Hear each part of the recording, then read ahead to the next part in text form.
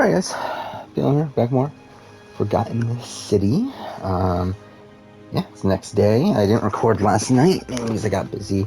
Well, I got a really late start to editing my final juror ranking. I did finish it, but yeah, it took me like 2 o'clock in the morning. Alright, so we're continuing on. I don't know what we're doing. Have we talked to him already? No, we haven't. Who the fuck are you?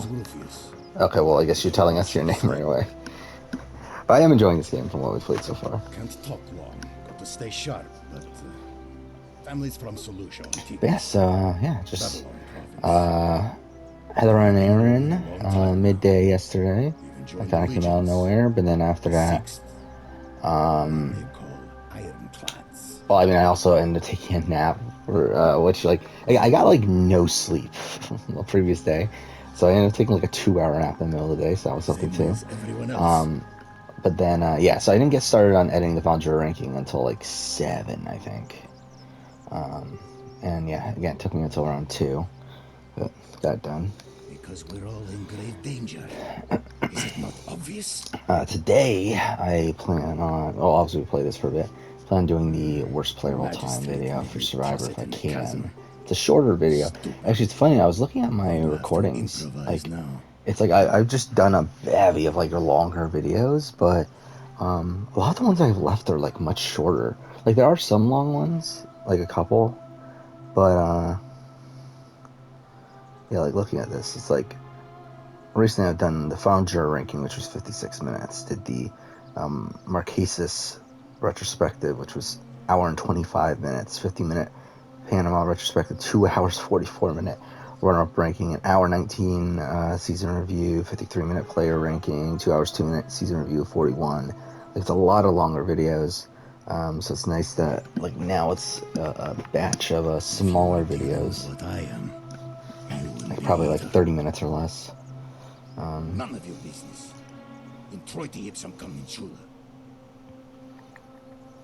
If we have to. If I did, do you think we'd be having this conversation? I'll tell you this much. I hate the fact that my survival depends on the common sense of other people. Then you know what I'm talking about. I mean, all these people just bumble along like nothing's wrong. While we're one bad decision away from being wiped out. Like the last lot of people who lived here. Seems like I'm the only one ready for what's coming. Whatever that is. And when it hits, it's everyone for themselves. You've been warned. I don't know. But did you ever get the feeling some of these statues are watching us when we're not looking? Like they're waiting for something. I don't like it. Of course I am. Whatever. Okay. So nothing from him. Nothing there.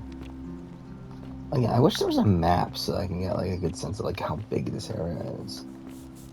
So talk to him, right? Graffiti. Center.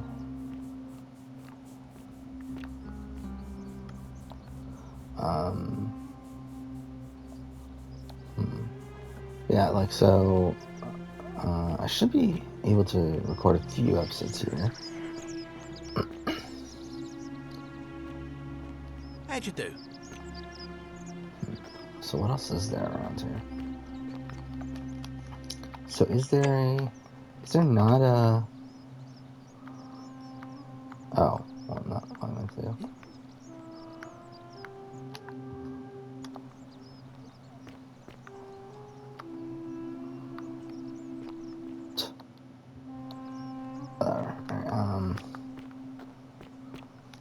Is there no menu or anything? There really isn't. That's flashlight. Huh. So how do you keep track of your shit? Do they just not want you to? A new face. Arve, and may Vesta watch over you. I'm Equitia. To what do I owe the pleasure of this visit? Um, Oh my. I take it people are quite direct where you're from. I suppose it's quite charming in its own way. just asking. Usually, however, you wouldn't simply march up to a Vestal priestess and without due formality or courtesy ask, "What is your story?" The proper approach would be to arrange an introduction through a mutual acquaintance in high office, by which time you would already know how to address me. And then you would find a way to satisfy your curiosity rather more indirectly. But to be honest, I've often thought what an unnecessarily formal way to communicate that is. So, let's do it your way. You just keep being yourself and ask whatever you like. It'll be a refreshing change. You really don't know? You are from far away, aren't you? Well, I am one of the priestesses, charged with keeping the sacred flame in Rome's shrine of Vesta burning. I take it you know who Vesta is? Vesta is the mother goddess of hearth and home, and the guardian of the Roman people.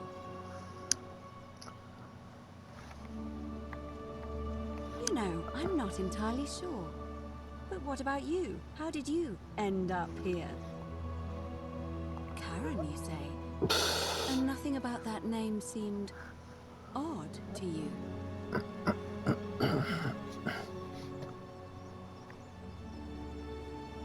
Why is that? The memes? What are the So memes? dumb.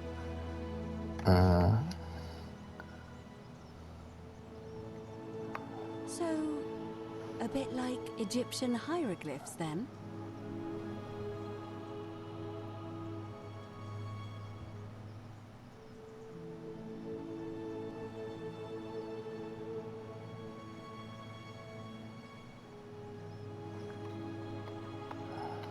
So your people make hieroglyphics depicting this accursed character, the one they call Karen. I wonder if... No. I apologize. I don't mean to be cryptic. It's just that you've got me thinking. Have you spoken with any of the others about how they arrived here too? I really think you should. Go around and ask them what they remember and see if you notice any patterns.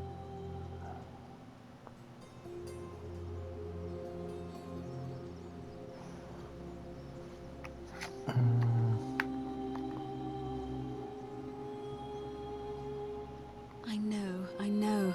I just don't want to see what happened to Livia happen to you too.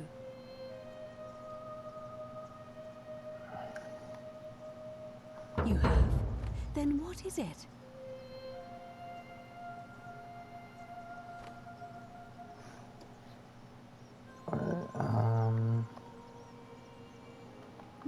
Yes, I also had such an encounter. What else? There are definitely some common threads there. But I think we'll need at least a few to ensure we're not just seeing coincidences. Keep asking people how they wound up here. I don't want us to rush to any conclusions yet. Livia's fate weighs heavily on my mind, and dictates we should be sure. Yes, you should ask the others first.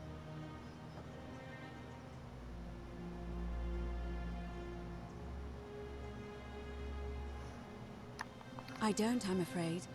It seems to me we're exiled here until the gods judge us, one way or another.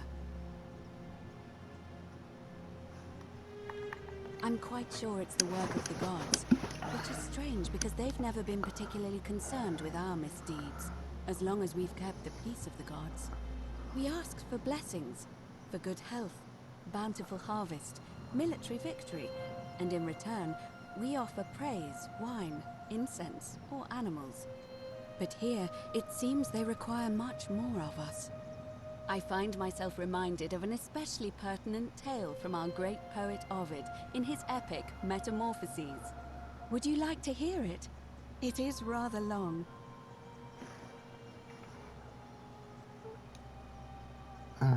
Wonderful. It goes like this. Borsis and Philemon were an old married couple living a humble life in a small town. One night, the town gets a visit from a couple of vagrants. They go from door to door, asking for a place to stay the night. Of course, being vagrants, they're turned away sharply from house after house, 1,000 in all, until finally they come to the little cottage where Borsis and Philemon lived. Now, the kind old couple had very little to offer, but nevertheless, they invite these strangers into their house and offer them food, wine, and a place to stay. Immediately, the guests make themselves at home. They begin gulping down the old couple's wine, so much so that Borsis, the old lady, begins to worry they're going to run out. And then she notices something strange. Her wine pitcher keeps refilling itself, as if by magic.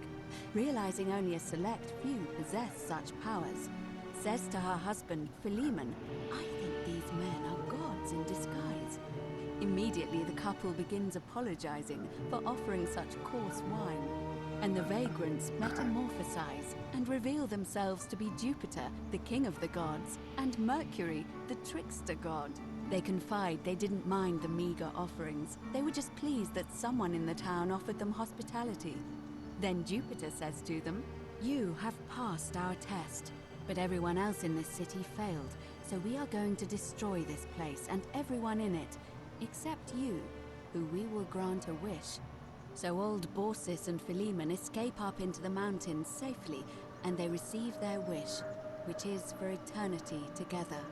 Meanwhile, Jupiter carries through with his threat and wipes that city off the map. Some say the moral of that story is that we must all honor the sacred rituals of guest friendship, the reciprocal obligations owed between hosts and guests. But I like to think it's that we should always show compassion for those less fortunate than ourselves.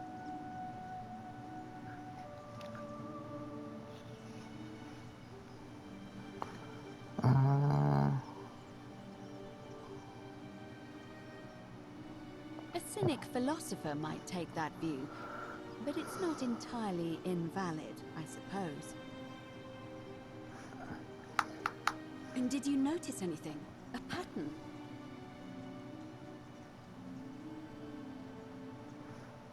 There are definitely some common threads there. But I think we'll need at least a few to ensure we're not just seeing coincidences. Keep asking people how they wound up here. I don't want us to rush to any conclusions yet. Livia's fate weighs heavily on my mind, and dictates we should be sure. Yes, you should ask the others first. Come back to me once you've acquainted yourself with the rest of our neighbors.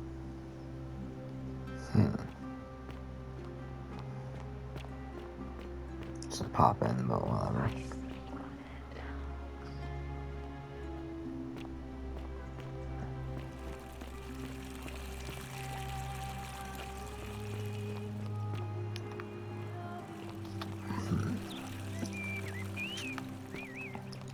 Oh, I didn't see that person. Malleolus isn't receiving visitors at the moment, it being election day. The name's Domitius. You want to get to Malleolus? What is the way like to end this to vote him out or something? Vote that guy out? Too bad. He's busy. Unless... No. You don't look like you could afford it. I'm glad you asked. See, he's a busy man, and this is an important day. He'll be inside practicing his victory speech for tonight. Left me strict instructions he doesn't want to be disturbed. So if you want to see him, I'll need something valuable in return. Figure how to get him. Hey, Caput Murday. Future AS. Just make it good. Okay. Dunno. Something good. Bribe? That's such an ugly word. What I'm looking for is more of a tribute to me, your soon-to-be patron. Just make it good.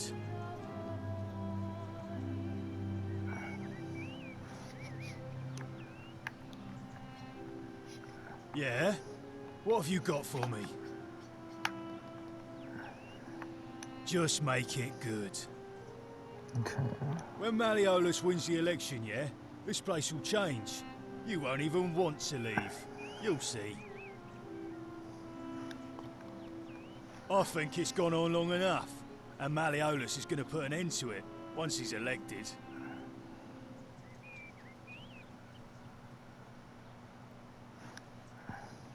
We've already lined up the votes he needs to win. Just stay out of our way, and we won't have a problem. Malleolus, of course. If old man Sentius can't even protect his own daughter, how can we trust him to protect us?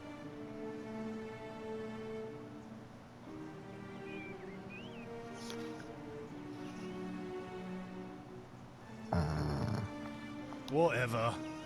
Just remember, I'll be watching. Okay.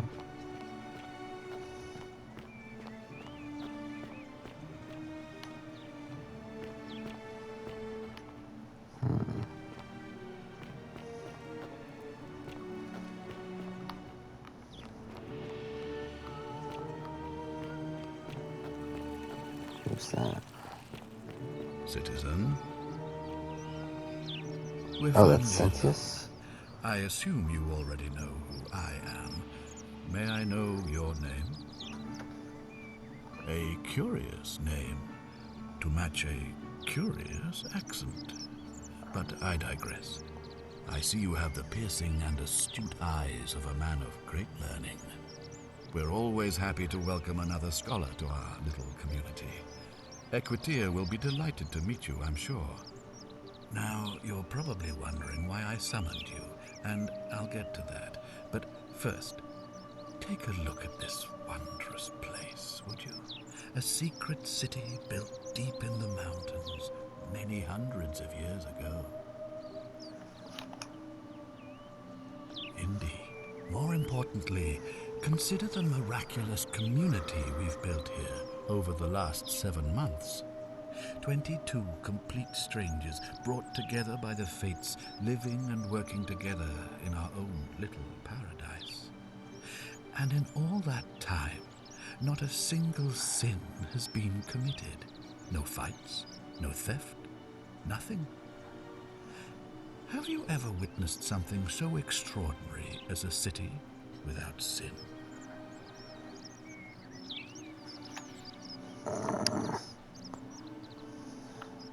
Nor could I until I came here. I should say The yes. reason for this miracle is as simple as it is terrifying.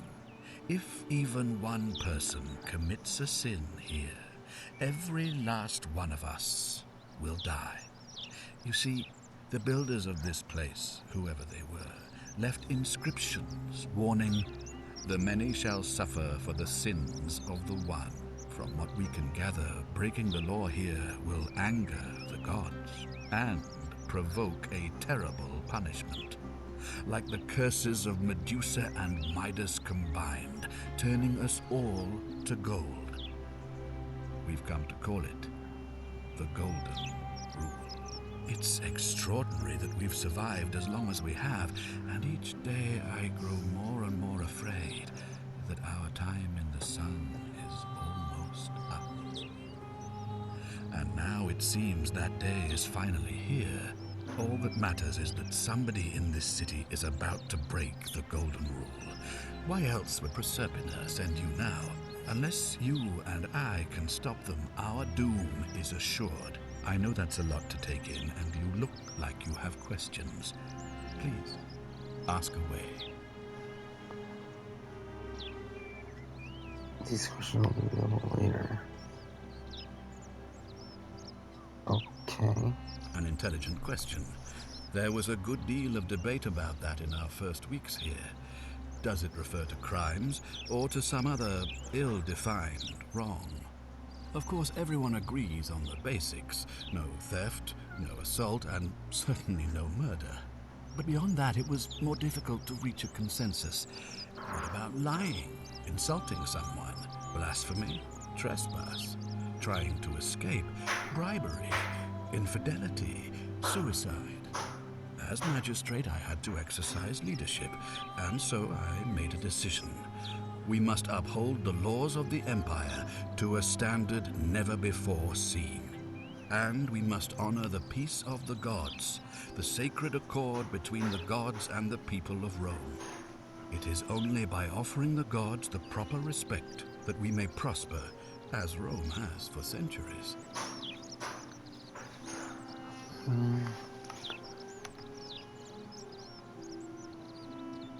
Barbaric? Barbaric? What are you talking about? The Empire is the most civilizing force in the known world. Rome is a beacon of light in the darkness. For 800 years she has borne great statesmen, philosophers, poets, artists, and engineers. We have comprehensive laws protecting the rights of our citizens, which have unified countless warring tribes all across the Mediterranean and beyond, from Gallia to Judea. All our citizens are treated the same, regardless of the color of their skin or their sexual preference. Can you say the same? When our people are starving, they are given food rations, and when they are wronged, they have the right to bring the guilty party before the magistrate. Our laws forbid treason, murder, assault, and rape, as well as theft and arson, and so on. No other civilization in the world is so advanced, and you have the hubris to call us barbaric?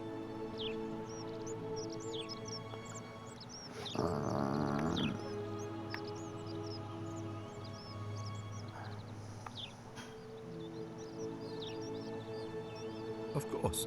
What else would we do with those prisoners of war who would otherwise have been executed?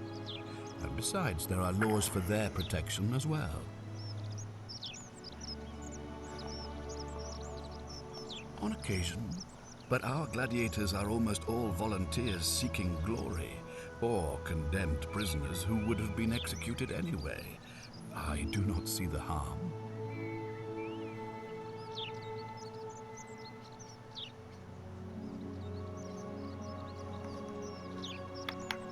Of course, but with fewer rights come fewer responsibilities, and the right to be protected by their fathers and husbands.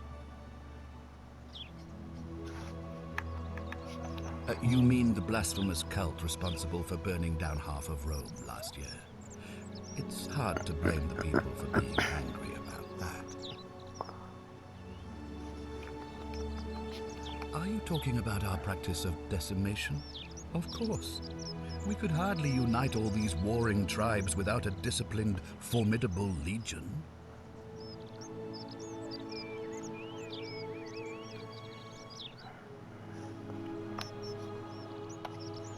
Well, right now, you're a long, long way from home. I have made my pronouncement on the subject. Unfortunately, there are still those here who resist, whispering blasphemous and treasonous lies in the shadows. I would be keeping a close eye on them if I were you.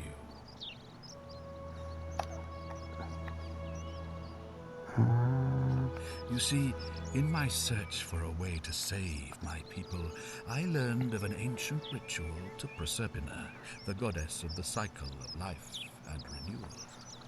It's said to open a doorway in time, so that if the unthinkable happens, one person can pass through it and travel back to the past.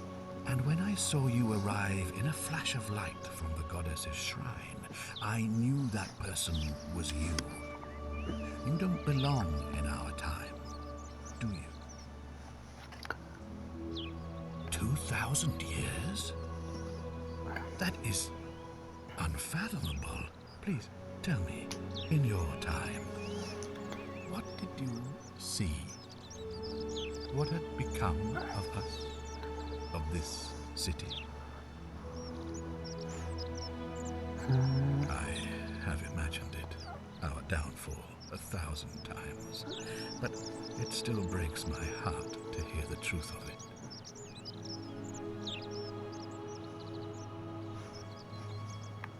All I can tell you is that it's a ritual sacrifice to Proserpina. I stumbled across instructions. I have to recite a prayer, and of course, as with all rituals, some sacrifice is involved. Usually that means wine or food, or in some cases a live animal. In this case, the sacrifice is rather more costly. The life of the person performing the ritual. I don't suppose you saw any sign of me in the future?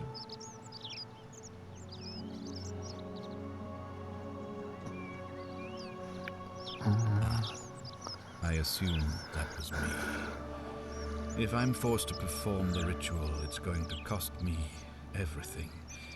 You'll try to make sure I don't need to use it, won't you? Well, I suppose that's all I can ask for.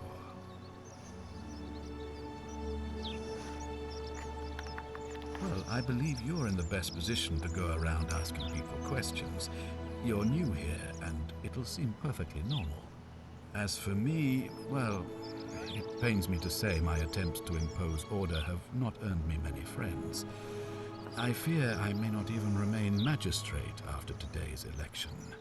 The people here would only treat my curiosity with suspicion. You shouldn't have that problem, though, unless, of course, you get off on the wrong foot.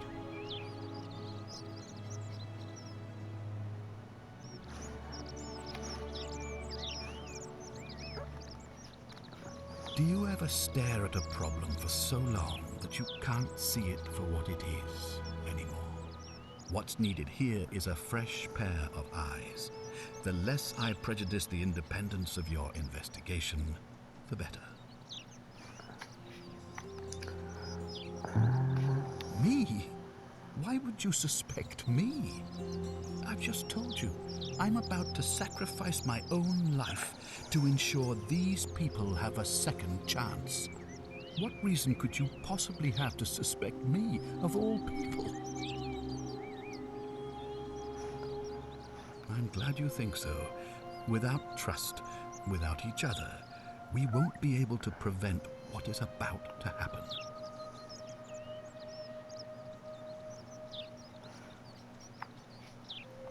Well, all right.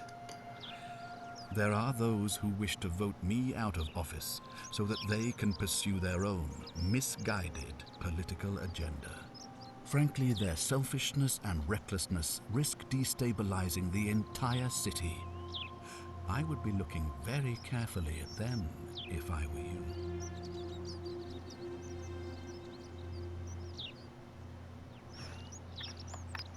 If I understand Proserpina's ritual correctly, that problem should take care of itself.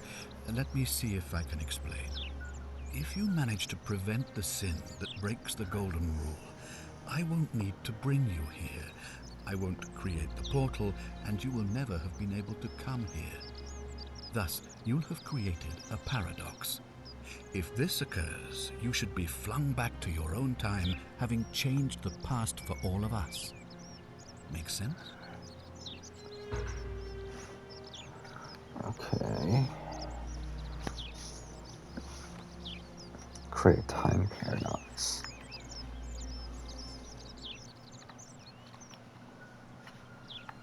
Ah, good.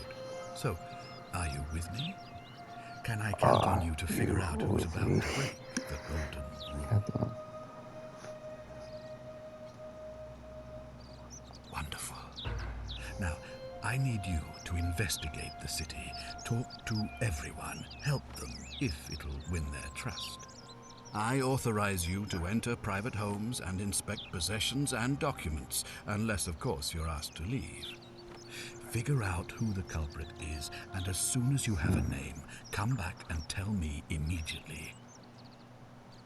Oh, and one last thing. If I were you, I'd start my investigation by visiting Lucretia at the Shrine of Apollo in the Forum. I heard wailing from there not long ago. Seems like something's not right.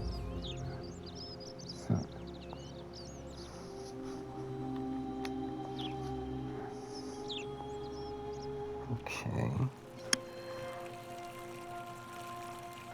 Did we talk to is this someone that we talked to already?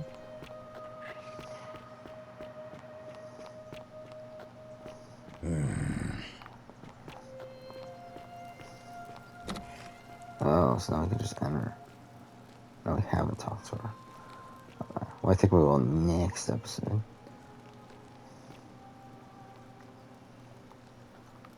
Yeah. Oh, fuck off. I hate that. That's it for now. Thank you for watching.